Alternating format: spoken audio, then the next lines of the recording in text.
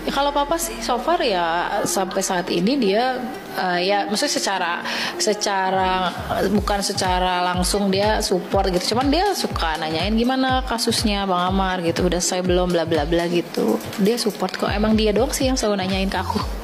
Begitu dong sih kayak. Ya karena emang aku deket sama papaku. Jadi aku apa-apa cerita sama dia nggak ada yang aku ceritain, nggak pernah ada yang aku bohongin juga sama dia Dan gitu. bapak asik banget ya ternyata. Iya, orangnya emang dia mengerti lah. Yang saya belum tahu di mana faktor membahayakan dari Amar Zoni, saya belum lihat gitu. Itu yang saya tidak ngerti. Memang kalau melalui Zoom itu akan mengurangi kebebasan membela diri. Itu sudah pasti itu. Belum lagi kuasa hukumnya kan jauh. Siapa kuasa hukum di sampingnya yang akan memberikan nasihat hukum pada saat sidang, antara mana ada kuasa hukum yang mau datang ke Nusa Kambangan. Itu memang Zoom itu sangat mempersempit ruang gerak dari si terdakwa. Tapi kan posisinya lagi di Nusa Kambangan, dia punya hak nggak sih Bang buat bisa dihadirkan langsung di persidangan? Dia punya hak, tapi hakim berwenang. Makanya saya bilang kalau ada alasan yang dapat dibenarkan itu benar. Makanya saya bilang apakah memang Amar Zoni itu membahayakan? Anda nilai sendiri. Kalau saya melihat sih nggak membahayakan. Dia bukan teroris, dia bukan penembak ulu. Dan kalau memang alasannya untuk mengedarkan narkoba, ya dikerengkeng aja di Jakarta waktu sidang. Rekaman CCTV jadi titik terang. Bukti kalau Amar Zoni memang tidak bersalah. Sebuah rekaman CCTV dan pesan singkat yang beredar di media internal menunjukkan adanya skenario jebakan yang disusun rapi oleh seseorang yang pernah dikenal dekat dengan Amar. Amar Zoni kini diduga tidak terlibat dalam proses memasukkan barang terlarang tersebut ke rutan. Saya telah berulang kali menjelaskan kepada pihak Polsek Cipaka Putih bahwa dalang dari semua ini bukanlah saya. Namun tidak ada satu orang pun yang percaya, ujar Amar Zoni. Setelah menjadi teka-teki dan tabir gelap di balik kasus yang menjerat Amar Zoni, perlahan mulai terkuat pemindahan sang aktor ke lapas Nusa Kambangan ternyata menyimpan kisah yang jauh lebih kelam dari yang terlihat. Kini muncul dugaan mengejutkan bahwa Amar bukanlah dalang melainkan korban dari jebakan licik seseorang yang selama ini diam di balik layar. Dan yang lebih mengejutkan lagi, motif di balik jebakan itu ternyata bukan sekedar soal uang, tapi juga balas dendam pribadi. Nama Marzoni sempat harum di dunia hiburan tanah air. Ia dikenal sebagai aktor muda bertalenta, ayah penyayang, dan pria yang sempat menapaki jalan hijrah. Namun kini bayangan hitam kembali menyelimuti hidupnya setelah kasus narkoba membuatnya dipindahkan ke penjara paling mencekam di Indonesia, Nusa Kambangan.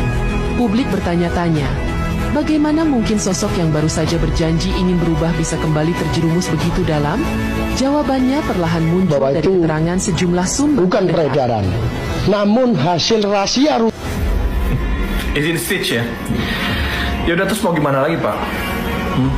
Siapa yang bisa dan siapa yang bertanggung jawab untuk mengembalikan nama baik abang saya, mengembalikan nama baik keluarga saya? Ayo dong, tolong dong, tanggung jawab dong siapapun orangnya yang bisa mengembalikan nama baik abang saya. Abang saya udah pure ya, bukan pengedar narkoba. Abang saya bukan yang dituduhkan di media. Dan sekarang Pak, nggak usah berlama-lama, langsung kembalikan aja Amar Zoni ya. Langsung aja keluarin Amar Zoni. Jangan dimasukin lagi ke dalam penjara Pak, jangan. Langsung aja direhabilitasi Pak, ke tempat rehabilitasi. Itu tempat-tempat untuk orang-orang sakit, untuk orang-orang yang kecanduan narkoba. Ya, terima kasih. Ketua KPI secara resmi mengumumkan keputusan lembaga untuk memboikot Iris Bella dan Haldi Sabri dari seluruh program siaran di televisi nasional.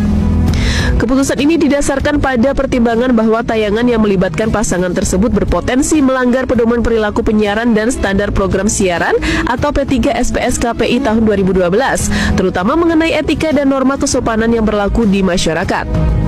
Setelah melalui rapat pleno dan mendengarkan aspirasi dari masyarakat luas yang disampaikan secara langsung maupun melalui media sosial, KPI memutuskan untuk mengambil sikap tegas demi menjaga nilai-nilai kepatutan dan etika publik dalam tayangan televisi, serta sebagai bentuk perlindungan kepada masyarakat, khususnya anak dan remaja. Kami resmi mengeluarkan larangan tampil atau boikot terhadap Iris Bella dan saudara Haldi Sabri di seluruh lembaga penyiaran.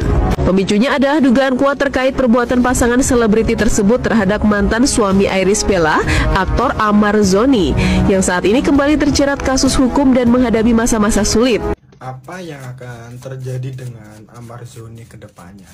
Apakah dia akan benar-benar dibebaskan dan diselesaikan dari kasusnya yang sekarang sedang viral? Simak video ini sampai selesai. Buat kalian para fansnya Amar Zoni, bila simak video ini sampai selesai ya. Sebelum lanjut, buat kalian mungkin yang sedang ada masalah asmara, karir, rezeki, rumah tangga, dan ingin tahu tentang pasangan kalian, rumah tangga kalian, dan lain sebagainya, boleh DM Abang ya, atau langsung chat nomor WA Abang ya. Yang Abang lihat di kartu pertama di sini ada sosok Death, sosok prajurit tengkorak menunggangi kuda. Di sini menggambarkan yang aku lihat, yang Abang lihat, adanya kartu Death itu simbol kematian ya, dan kematian itu adalah simbol awal kehidupan yang baru, adanya kehidupan yang baru. Artinya dengan permasalahan yang begitu viral sekarang, begitu booming sekarang, itu yang akan menjadi awal mula kehidupan Amarzoni ya. Yang Abang lihat kemungkinan besarnya nanti Amarzoni akan menyelesaikan masalahnya ya. Masalahnya akan selesai, akan ada yang membantu dia, akan ada yang menolong dia ya. Dia setelah itu akan menjalani kehidupan yang lebih baru lagi. Dan yang kedua di sini yang Abang lihat, dan itu ada kemungkinan berkaitan dengan sosok perempuan ya.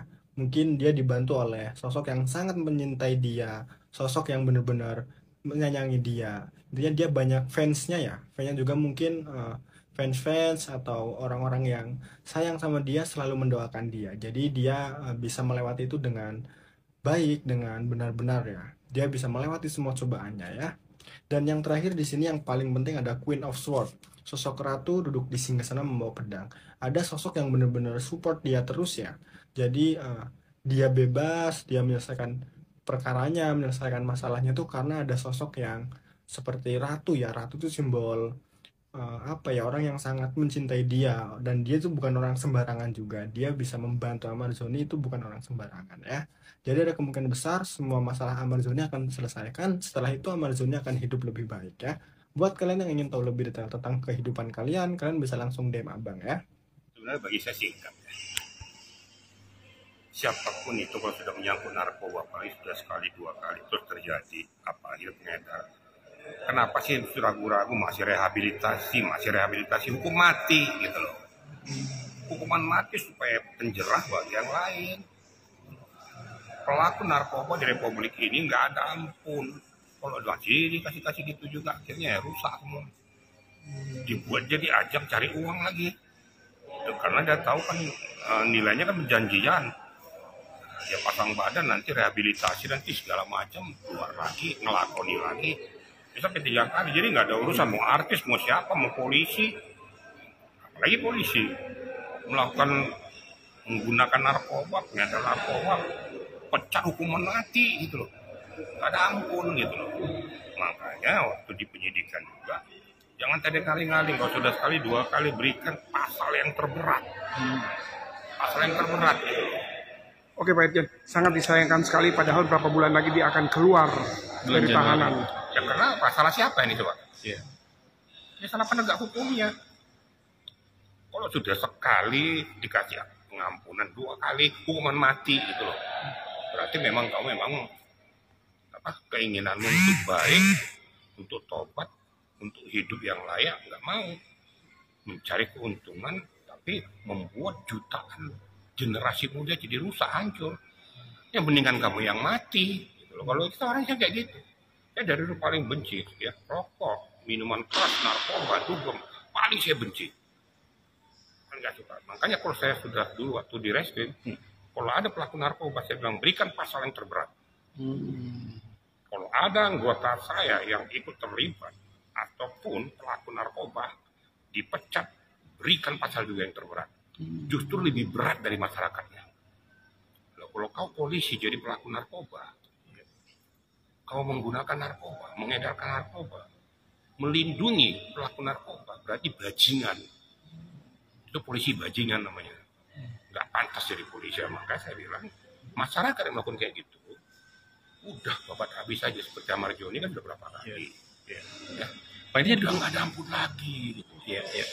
Pak ini miris juga nggak ketika dia di penjara tapi dia menjadi otak pengedar di Rutan Salemba. Sekarang bisanya jebol di Rutan Salemba tuh gimana? Nah, itu. Siapa yang bawa? Apa tidak ada filter? Tidak ada verifikasi? Ini sudah orang pelaku narkoba harusnya diwaspadai kan? Jangan tamunya atau wajib kunjungi jangan nggak beres semua. Jadi cuma satu kata pokok dari saya, ya. Tidak ada ampun. Ya. masyarakat siapapun, dia mau artis, kayak mau polisi, kayak mau siapa, bila dia menggunakan narkoba, apalagi lebih dari sekali, sudah dikasih pengampunan masyarakat, berikan hukuman yang terberat, hukuman mati. Saya ngomong hukuman mati. Kalau nggak kayak gitu, generasi muda kita hancur. Ya. Jadi siapapun, nggak ada peduli. Apalagi para penegak hukum, mau itu polisi, mau itu jaksa, mau hakim. Kalau menggunakan narkoba, sementara dia memeriksa orang pelaku narkoba, ini kan sama dengan bajingan tengek namanya. Dan itu bisa dilakukan, tuntutan hukuman mati bisa dilakukan terhadap Ahmad Joni. Aku kan sudah berkali-kali hukuman mati lah. Nggak ada lagi hukuman seumur hidup, nggak ada. Hukuman mati, budiman aja bisa kok. Pengedar hukuman mati kok. Dan menurut hemat saya hukuman mati itu sudah segera saja vonis. Nggak ada lagi apa batas akhir dia minta pengampunan, sudah tidak ada lagi. Langsung eksekusi. Supaya jangan ada lagi embrio bajingan-bajingan seperti saya bilang bajingan nih. Pokoknya pelaku narkoba tuh bajingan, pengedar narkoba bajingan semua. Pak, berarti bisa dikatakan dengan kejadian Ahmad Joni ini bisa dikatakan Indonesia dalam darurat narkoba, Pak. Bisa dikatakan seperti itu juga. Saya nggak mau lagi bilang darurat narkoba, bajingan narkoba sudah. Oh, bahasanya kan sudah cukup kasar tuh. Iya, bajingan narkoba, nggak ada darurat lagi. Pokoknya siapapun yang terlibat di dalamnya. Ya. Ingat, narkoba merusak generasi muda. Berarti siapa yang melanggarkan, apakah dia menggunakan, apakah dia melakukan pengedaran itu tidak layak hidup. Ya, bahasa saya suka tidak layak hidup, berikan sanksi, makanya diverifikasi, tes urin. Bisa pelaku, apalagi pengedar, sudah kasih yang terberat. Apalagi lebih dari sekali. iya. Kalau nggak kayak gitu terus, hancur generasi kita. Ya. Oke. Oke, ya? Sip. Oke. Terima kasih, Pak.